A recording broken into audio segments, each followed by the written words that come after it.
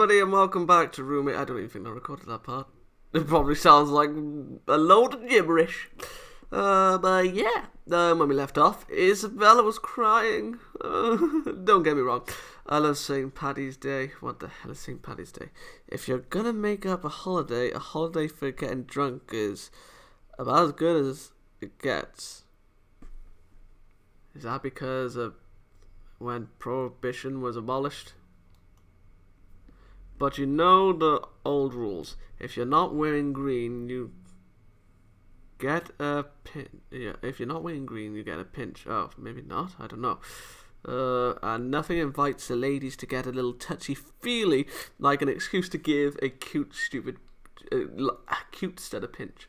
I've already gone a few cute co-eds eager to pinch the non-believer.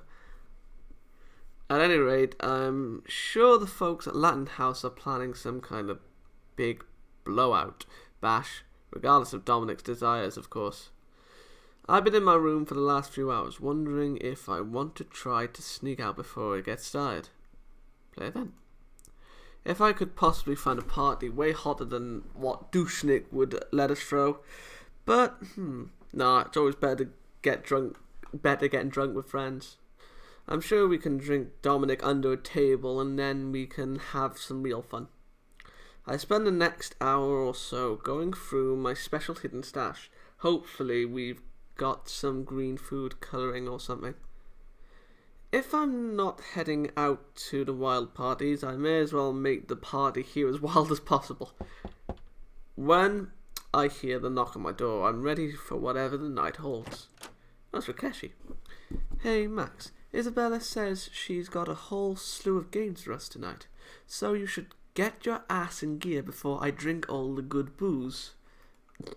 Given how mopey Isabella's been since she broke up with Chad, I'm surprised she's this invested in St. Patrick's Day. Maybe she's just using the party as an excuse to get over her ex-boyfriend. Probably. Don't bring it up, though. I follow Rakesh down the stairs where I see that the crew has been busy. There are cards laid out, green beer, and some kind of green punch in a giant bowl. So what's the proof of that punch? So what's the proof on that punch, Isabella? What? So what's the proof on that? I have no idea. I'll put hair on your chest, then knock those hairs out and grow all new, stronger super hairs. Jesus. Do apologise. I knew I said it wrong. I was like, what? How does that work? Sounds like my kind of drink. I reach up a hand and high five Isabella while going to get a glass of punch. Just for good measure, I slip a bit of the concoction I was working on earlier in my room in there. Oh no. I can see Annie eyeing me from across the room. I give her a wink and she just shakes her head. One sip later, and I swear my vision went blurry for a second. Oh yeah, this is the good stuff. Where's Dominic? I'm surprised he's let you get away with this. Isabella just grins and points over to the study nook. Sitting there, tied at the wrist and ankles, wearing a blindfold and gag is Dominic. Hanging around his neck is a sign that simply says, "Kiss me, I'm Irish." Ah, good lord. I can almost see his frown deepen as he hears me guffing. Guffaw? I don't know. I'm the mighty Gondorian. And his predicament. No, this is perfect, see? This way he has plausible deniability if anyone finds out about the party. Not his fault. He was tied up by desperados. Everyone laughs at that. Well, everyone except Dominic. Enough of this small talk. Tonight we test the luck of the Irish. Wait, which one of us is Irish? Quiet you. First, pin the shamrock on the leprechaun. What? The alcohol starts flowing early and freely. And I take all I can get. I don't know how we did it, but somehow, between Isabella's punch and my own concoction, we've made some of the tastiest liquor I've ever had. Luckily, Isabella's games begin to take progressively less skill and progressively more drinking. We play a bunch of different silly party games with drunken penalties. There we are. Isabella even got her hands on a snake-shaped pinata. When we finally managed to drunkenly beat it open, it was full of jello shots in little plastic cups. Turns out Rakesh had actually made it special. Finally, after a while, we were all sitting on the floor around the study nook. Dominic continued struggling to get out of his bindings as we started playing a simple game of truth or dare. Oh no. Okay, I choose Sally. Oh god. Okay, dare. Ho, you should. Let out the loudest belch you can. What? That's gross, Rakesh. Too bad. You have chosen to be daring. Sally takes a drink of the punch, weaving in place a little, oh good lord, before taking a deep breath and letting out the smallest burp any of us have heard. Everyone laughs as Sally turns bright red. I can't just burp on command. Shut up. Whatever, it's my turn, so shut up. Sally turns towards me with a wicked look in her eye. Okay, Max, truth or dare? I don't want either. Okay, dare. Okay, I dare you to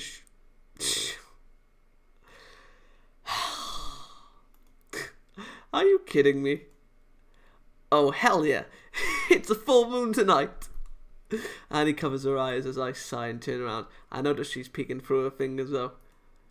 I lower my hands to the cat calls and cheers of my roommates. Maybe I milk it a little bit, but I've always been the type to put on a show. Finally, I lift my pants back up to boos and jeers. Happy? Alright, nice one, Max. Your turn now. Oh, okay. Finally. Oh God, how's he going to do this? How is he going to do this? What choices are we going to have? Finally. Okay, I choose Isabel. We continued around the circle. Oh, okay, like that for another few hours. In the morning, I wake up in my own room, feeling like death is trying out a new drum solo behind my sinuses. I can only vaguely remember making my way back upstairs, but everything feels fuzzy. I head downstairs towards the kitchen for a bit of water, only to find everyone else standing at the bottom of the stairs. I go down to them and look in the same direction, and my jaw hits the floor. Don't tell me we never...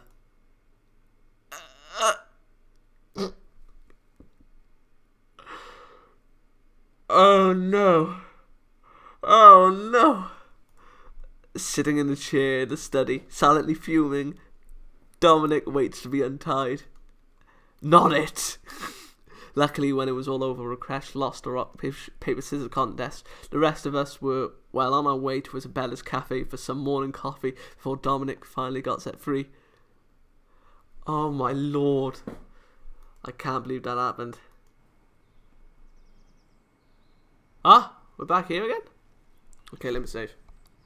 Okay, so yes, that's why I need your help, Max. I cannot paint all these flowers by myself in one night. Okay. I already told you I have plans for tonight though, right? I'd have to skip out on Annie. Why is this doing this again? You probably shouldn't be painting those flowers at all, you know. They're in a park, Rakesh. Isn't that illegal? I am nearly positive that it would be viewed as a public service. Unfortunately, I really do have to meet with Annie tonight. We have to put the last touches on our final essay soon. Why are we doing this? Well, I suppose it cannot be helped then. That boy is going to get in some serious trouble. Still, I don't know if it's worth missing tonight's session with Annie. No, skip event. Screw it, Annie is just going to have to understand. What? Did I? Hold on, play event?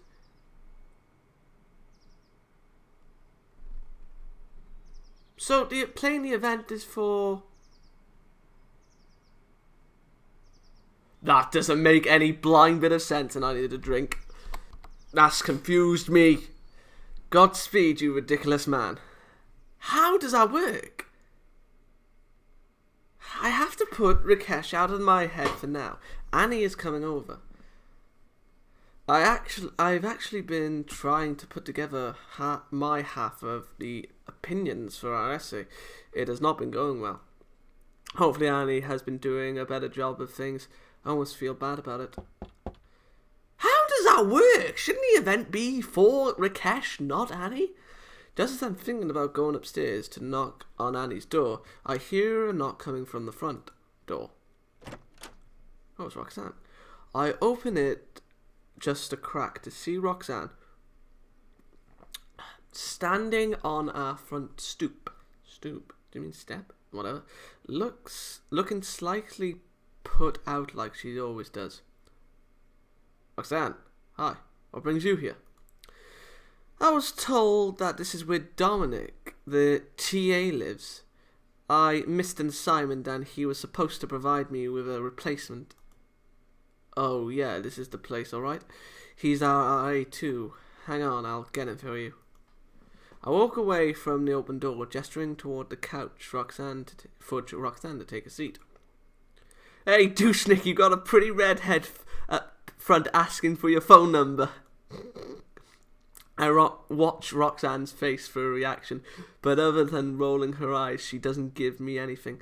She's back to just ignoring me as usual. I head back over to the kitchen table where my notes are spread out. I figure I'll let Roxanne clear out before I call Annie down. You're quite spread out. Which class is that for? She always has that mildly disapproving tone, but I guess... Oh yeah, you're wrong about the lingerie. Even though you didn't say anything. Disapproving was wrong. But I guess now I'm good enough to talk to. Professor Hochwald, yeah, I'm calling him Hochwald, and Annie and Professor Hochwald. Annie and I were going to finish up prep tonight. Is that all I should expect out of her? Maybe now it's my turn to carry the conversation. So, did you ever get a good partner? Yes, my partner and I are doing quite well, thank you. I have no doubt we will pass with flying colours. As long as we are here, I simply must ask, why wouldn't you have chosen me as your study partner? Wait, really? Has it honestly been bothering you? I would not say it has been bothering me, I simply am curious. I am clearly superior to Annie in academics. What could your reasoning be? Your personality sucks. You really think you're a better bookworm than Annie? I find that pretty hard to believe. Unfortunately I do, but yes, I think I can academically outperform Annie. Listen, I'm not saying I am unaware of myself. I realise I'm not the easiest person to get to know. But none of that should matter when working on a project like this. This is a test of pure scholastic quality, and in that I'm incredibly well versed. What drove you to choose Annie? What made them the clear choice? I just said your personality sucks.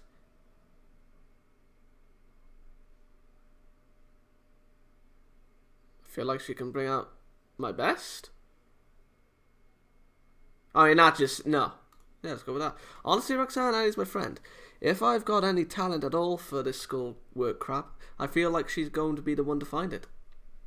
She kind of has to. I mean, if she doesn't bring out my best, we're both going down in flames, right? I have faith that she'll pull us through, and I might even be a better student for it when we're all done. That is an interesting point of view. It's douchey. More importantly, the point is that I am Max's partner. Oh my. I look over towards the stairs in surprise. Dominic and Annie are coming down the stairs, both with a bunch of papers in hand. Evening, Roxanne. Here's the assignment. Do you need me to go over anything with you? Yes. There are a few things I need clarification on. We should go somewhere quieter so as not to disturb these two. Annie and Roxanne glared at each other for a few moments. While Annie glares at Roxanne Annie glares and Roxanne just stares in that icy way she does. Roxanne and Dominic head back upstairs, looking over the assignment he'd given her. Did you hear us? Only a bit, really. Don't worry about it. Finally, with all the distracting people out of the way, it's time for Annie and I to get down to business. I'm surprised we didn't get any points. Let's save here. I'm still confused as to why that gate didn't, skipping it was helping out Rakesh. Well, I'm going to leave it off here, people. My name's been Xaydam. I'll see you in the next episode. Good day.